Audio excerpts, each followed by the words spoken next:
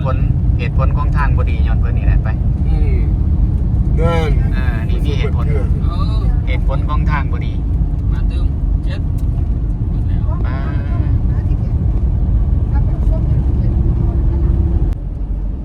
ในต่างประเทศเบิ่งรถให้ฝากกระป๋องเลยทีมงานผู้จัดการ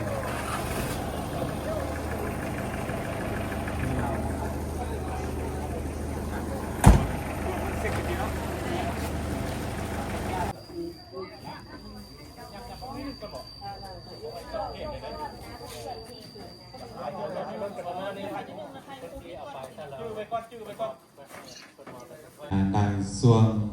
วันที่อุ้ยบัวบัตรหนึ่งราคาไป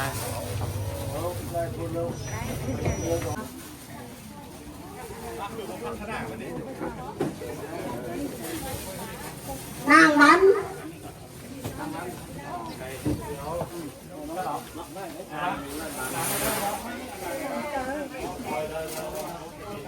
การเป็นเจ็บเพียงกันเองเนอะ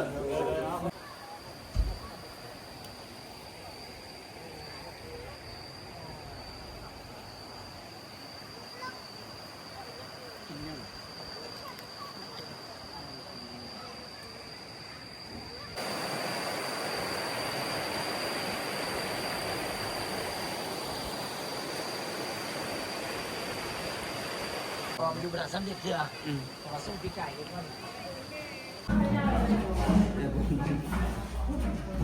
แล้วมาแล้วก็เสริมก็ขนาดนี้นักจ้างงานของเขาก็จะได้มองเครื่องช่วยเหลือนี่มากถึงวัดอุปกรณ์ในบ้านเนาะอันนี้ก็ดีใจครับที่บ้านเราได้ครับมันคือครอบครัวกันเลยเราผมก็จะไปนิมนต์พระอาจารย์ เลือดตอนแรกที่เลือดล้ำ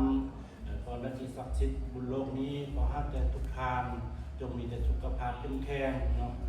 ท่านตอนนั้นเองการงานฟ้าซาตุโนิมนต์อาจารย์ที่มา ตั้งรายงานไปว่ามี916หลังคาเรือนครอบครัวแล้วก็มี10หมู่บ้านเนาะรวมทั้งหมดที่ได้รับผลกระทบอาตมาก็ได้ติดต่อไปทางองค์การที่เกี่ยวข้องเป็นองค์การชาวพุทธเครือข่ายชาวพุทธสากลที่เฮ็ดเกี่ยวกับ